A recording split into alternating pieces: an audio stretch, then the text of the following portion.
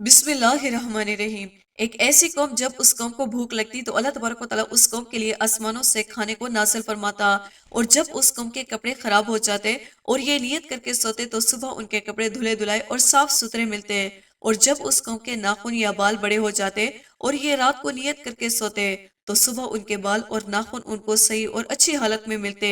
इसके अलावा और बहुत सारे एहसानात और नेमतें जो अल्लाह तबारक व तआला ने खास इस कौम को अता फरमाई। लेकिन इन तमाम तर नेमतों के बावजूद ये कौम अल्लाह तबारक व तआला की नाफरमान क्यों हुई और क्यों अल्लाह तबारक व तआला के अज़ाब का मुस्तहिक करार पाए। दोस्तों, आज की इस वीडियो में हम आपको कौम बनी इसराइल और कौम यहूदियों के बारे में मुकम्मल मालूमात फराहम करेंगे कि ये कौम किस नबी की उम्मत है और ये कौम कहाँ से आई और ये दुनिया से क्या चाहती है, और इस कौम ने हर नबी के दौर में कौन कौन से फसाद बर्पा किए और कितने अंबिया किराम को माशाल्लाह कत्ल कर दिया। दोस्तों, इस ईमान अफरोज और इबरतनाक वीडियो को देखने के लिए आपसे हमारी ये गुजारिश है कि हमारी इस वीडियो को एंड तक जरूर देखिएगा। दोस्तों, यहूदी वो बदबख्त कौम है कि जिस कौम को अल्लाह तबारक व तआला ने हर तरह की नेमतों से नवाजा था, लेकिन इसके बावजूद ये कौम अल्लाह तबारक व तआला की नाफरमान साबित हुई और हर नबी के दौर में ये तरह तरह के गुनाहों के अंदर मुब्तला हो गई। ये कौम पहले ही दिन से दुनिया के अंदर फितना फसाद बर्पा करती थी। ये वो बदबख्त कौम थी कि जिस कौम ने माशाल्लाह अल्लाह तबारक व तआला के बहुत सारे अंबिया करम को कत्ल कर दिया और उनको नाहक सूली पर चढ़ा दिया। दोस्तों, यहूदी दुनिया की सबसे बिगड़ी हुई और नाफरमान कौम थी। उनके हिदायत के लिए अल्लाह तबारक व तआला ने बहुत सारे अंबिया करम को महफूज फरमाया, लेकिन उस कौम ने हर दौर में अल्लाह तबारक व तआला के अंबिया करम को झुटलाया और माशाल्लाह उनको तकलीफ पहुंचाई। 1,24,000 अंबिया करम में से सबसे ज्यादा नबी कौम बनी इसराइल की तरफ भेजे गए। उस कौम की हिदायत के लिए अल्लाह तबारक व तआला ने उस कौम को इस कदर नेमतों से नवाजा कि ये कौम अल्लाह तबारक व तआला से जो मांगती अल्लाह तबारक व तआला उनको वही अता फरमाता। और यही वो कौम थी कि जिसके लिए अल्लाह तबारक व तआला ने आसमानों से मनो सलवा उतारा, लेकिन इसके बावजूद ये कौम अल्लाह तबारक व तआला की नाफरमानियां करने लगी और तरह तरह के गुनाहों के अंदर मुब्तला हो गई और अल्लाह तबारक व तआला की जात को छोड़कर शिर्क बुत परस्ती के अंदर मुब्तला हो गई। ये बदबख्त लोग अल्लाह तबारक व तआला की किताबों में रद्द बदल किया करती और अल्लाह तबारक व तआला की नाजिल किरदा आयात को पैसों के बदले बेचा करते। इसी बदबख्त कौम पर अल्लाह तबारक व तआला ने जो किताबें नाजिल फरमाई, ये उन पाक किताबों में से अपनी मतलब की बातें ले लेते और दूसरी बातों को छोड़ देते। इसी तरह ये सिर्फ अल्लाह तबारक व तआला के उन अहकामात पर अमल करते जो उनको अच्छे लगते और बाकी दूसरे अहकामात को छोड़ देते। ये कौम ऐसी कौम थी कि दूसरे लोगों को नेक काम करने का हुक्म देती लेकिन खुद उस पर अमल ना करती। दोस्तों, यहूदी कौम दुनिया की सबसे फसादी और झूठी कौम है। इस कौम पर अल्लाह तबारक व तआला ने मुतअद्दिद बार लानत फरमाई। ये कौम हजरत इब्राहिम अलैहिस्सलाम के बाद वजूद में आई। अल्लाह तबारक व तआला ने हजरत इब्राहिम अलैहिस्सलाम को दो बेटे अता फरमाए थे।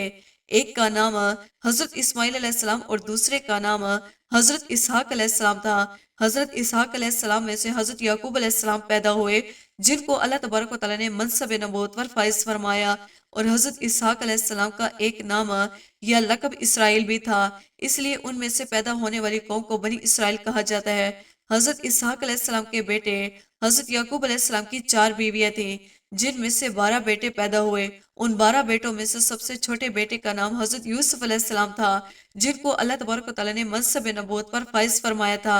और इन्हीं 12 बेटों में से एक बेटे का नाम यहूदा था, जिसमें से कौम यहूदी पैदा हुई। रिवायात में आता है कि हजरत याकूब अलैहिस्सलाम की औलाद में से अल्लाह तबारक व तआला ने 70,000 अंबिया किराम को पैदा फरमाया और आपकी नस्ल में से 70,000 अंबिया किराम माबूस किए गए। और हजरत यूसुफ अलैहिस्सलाम के बाद आपके तमाम भाई नबी होते रहे। और हजरत यूसुफ अलैहिस्सलाम के ज़माने हुकूमत में जब मिस्र के अंदर कहत साली हुई तो उनके भाई भी कहत साली की वजह से मिस्र के अंदर आ गए और हजरत यूसुफ अलैहिस्सलाम के पास रहने लगे। हजरत यूसुफ अलैहिस्सलाम के बाद जब फिरौन का ज़माना आया तो फिरौन ने उनको अपना गुलाम बना लिया और ये कई सालों तक फिरौन की गुलामी करते रहे। हजरत मूसा अलैहिस्सलाम के ज़माने में कौम बनी इसराइल के 12 कबीले थे और ये तमाम के तमाम कबीले फिरौन के गुलाम थे और ये बुत परस्त और कुफर शिर्क के अंदर मुब्तला हो चुके थे। बनी इसराइल की ये कौम 300 साल तक फिरौन की गुलामी करती रही और कुफर शिर्क के अंदर मुब्तला रही। उनकी हिदायत के लिए अल्लाह तबारक व तआला ने हजरत मूसा अलैहिस्सलाम को माबूस फरमाया। फिरौन उस कौम पर तरह तरह के जुल्म और सितम करता और उनसे अपनी इबादत करवाया करता। चुनाचा बिला आखिर अल्लाह तबारक व तआला ने हजरत मूसा अलैहिस्सलाम के जरिए उस कौम को फिरौन से निजात अता फरमाई اور دریائے نیل میں سے راستہ بنا کر اس قوم کو اللہ تبارک و تعالیٰ نے ایک نئی آزادی والی زندگی عطا فرمائی۔ لیکن اس کے باوجود یہ قوم اللہ تبارک و تعالیٰ کی نافرمان ثابت ہوئی اور اللہ تبارک و تعالیٰ کی ناشکری کرنے لگی۔ جب حضرت موسیٰ علیہ السلام اللہ تبارک و تعالیٰ سے ہم کلام ہونے کے لیے کوہ طور پر تشریف لے گئے تو ان کے پیچھے یہ قوم کفر، شرک اور بت پرستی کے اندر مبتلا ہو گئی اور ایک بچڑے کی پوجا کرنے لگی۔ جب اللہ تبارک و تعالیٰ نے اس قوم کو شرک سے منع کیا اور اس بچڑے کو ذبح کرنے کا حکم دیا تو یہ قوم طرح طرح کے بہانے بنانے لگی اور 5 مرتبہ حضرت موسیٰ علیہ السلام کو کوہ طور پہاڑ پر بھیجا تاکہ وہ اپنے رب سے ٹھیک ٹھیک حکم لے کر آئے۔ یہ صرف اس لیے تھا تاکہ یہ قوم اس گائے کو ذبح کرنے سے بچ سکے اور اسی طرح اس کی پوجا کرتی رہے۔ دوستو، فرعون کی ہلاکت اور حضرت موسیٰ علیہ السلام کے بہت سارے معجزات دیکھنے کے باوجود بھی یہ قوم اللہ تبارک و تعالیٰ پر سچے دل سے ایمان نہ لائی اور یہ قوم کھلے عام حضرت موسیٰ علیہ السلام سے یہ کہا کرتے تھے کہ جب تک ہم اللہ تبارک و تعالیٰ کو اپنی آنکھوں سے دیکھ نہ لیں تب تک ہم اس پر ایمان نہ لائیں گے۔ اس قوم کے لیے اللہ تبارک و تعالیٰ نے آسمانوں سے کھانا نازل فرمایا اور ان کے پینے کے لیے پانی کی 12 چشمے جاری کیے تاکہ یہ قوم آپس میں جھگڑا نہ کرے، لیکن اس کے باوجود یہ قوم اللہ تبارک و تعالیٰ کی نافرمانیوں سے باز نہ آئی اور اللہ تبارک و تعالیٰ کی نافرمانیاں کرتی رہی اور اس قوم کی نافرمانیوں کی وجہ سے آسمانوں سے آنے والا کھانا بند ہوا اور زمین سے پیداوار اگنا شروع ہوئی۔ اس کے بعد حضرت موسیٰ علیہ السلام نے اللہ تبارک و تعالیٰ کے حکم سے اپنی قوم کو فلسطین کے حکمرانوں کے خلاف جنگ کرنے کے لیے حکم دیا تو اس قوم نے یہ کہتے ہوئے صاف انکار کر دیا کہ تم اور تمہارا خدا لڑو، ہم تو یہیں بیٹھے ہیں۔ دوستوں، اسی طرح اللہ تبارک و تعالیٰ نے اس قوم کو بار بار اپنی نعمتوں سے نوازتا اور یہ قوم بار بار اللہ تبارک و تعالیٰ کی نافرمانیاں کرتی۔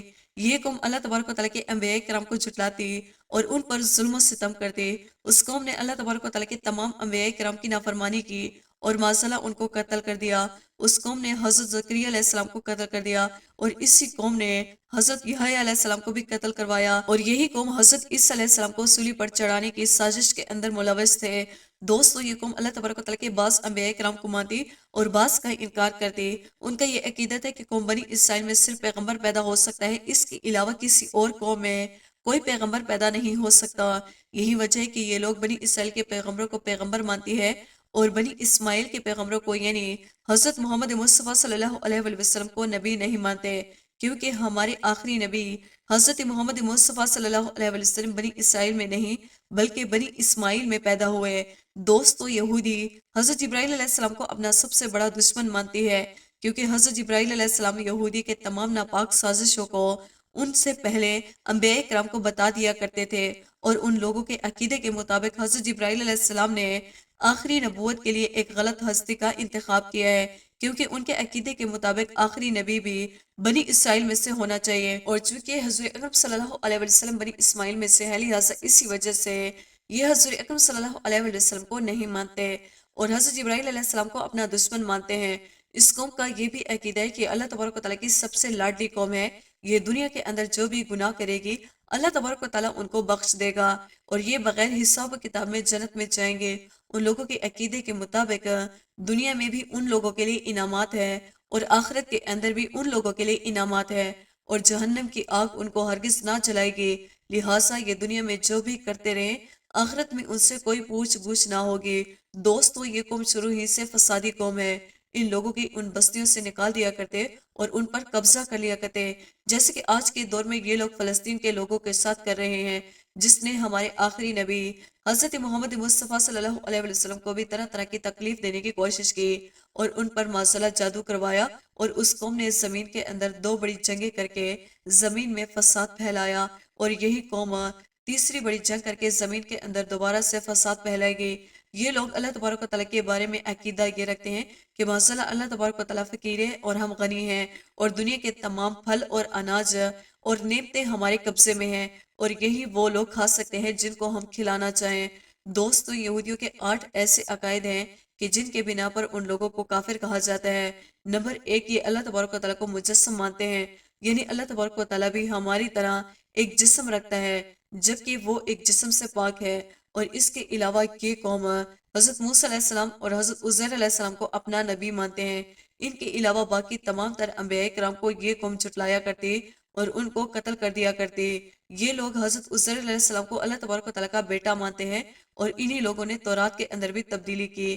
یہ لوگ حضرت عیسیٰ علیہ السلام کا انکار کرتے ہیں اور حضرت عیسیٰ علیہ السلام کو اپنا دشمن اور مسیحا دجال کو اپنا دوست اور مسیحا مانتے ہیں۔ ان لوگوں کے عقیدے کے مطابق حضرت عیسیٰ علیہ السلام مسیح دجال ہے اور دجال ان کا مسیحا ہے۔ اسی وجہ سے اللہ تبارک و تعالیٰ قرب قیامت میں دجال کے خاتمے کے لیے حضرت عیسیٰ علیہ السلام کو نازل فرمائے گا اور حضرت عیسیٰ علیہ السلام یہودیوں کے مسیحا دجال کا خاتمہ کریں گے۔ یہ لوگ اللہ تبارک و تعالیٰ کی کتاب انجیل کا انکار کرتے ہیں اور ہمارے آخری نبی حضرت محمد مصطفیٰ صلی اللہ علیہ وسلم کو اللہ تبارک و تعالیٰ کا نبی نہیں مانتے، اور اس کے ساتھ ساتھ یہ اللہ تبارک و تعالیٰ کی آخری کتاب قرآن پاک کا بھی انکار کرتے ہیں۔ دوستو، یہ وہ تمام تر اسباب ہے کہ جس کی وجہ سے اس قوم کو کافر کہا جاتا ہے، اور اللہ تبارک و تعالیٰ نے اس قوم پر متعدد بار لعنت فرمائے، اور یہ دنیا کی سب سے بدبخت قوم ہے اور فسادی قوم ہے۔